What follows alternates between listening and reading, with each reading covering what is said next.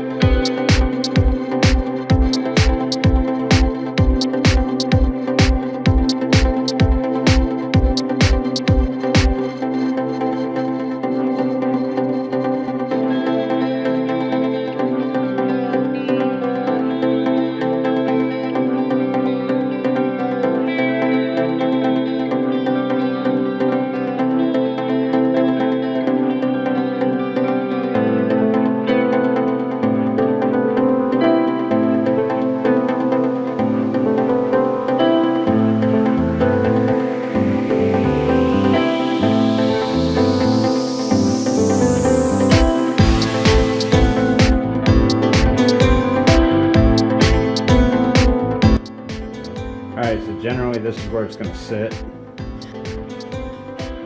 Sits right on top of the MIG and the TIG chassis. This looks pretty good. Now this and these, so the fans and the pump are both 12 volt. So the welder uses 24 volt. However, I'll probably put a power supply in here, just a small one to drive these. I only need 3 amps to do it. It says 5 amps, but I think what I'm going to do is I'm going to put a speed control on this to slow it down, because this is an 80 psi pump with a turn off on it. I don't want 80 psi in there. I'd rather have high flow, low pressure than low flow, high pressure. I don't want to blow the torch apart because I don't know what they're actually rated for or the pressure that they sustain. So what I'll do is I'll get speed control hooked up to this. It will just be a PWM modulator.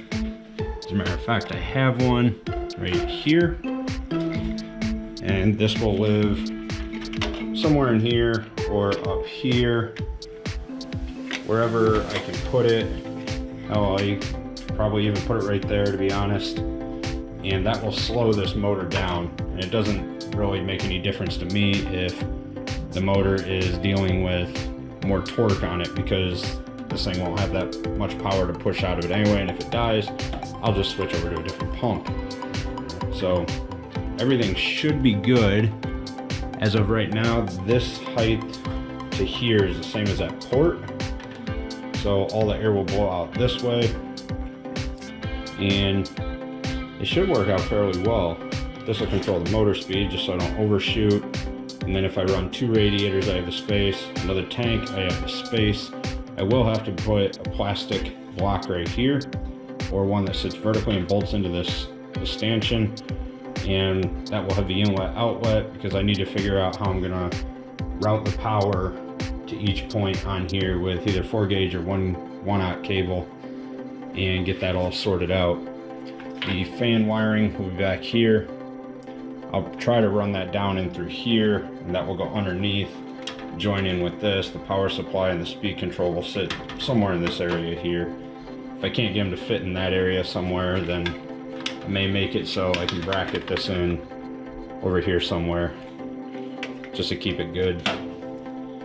So that's the progress so far. This is where the parts will live.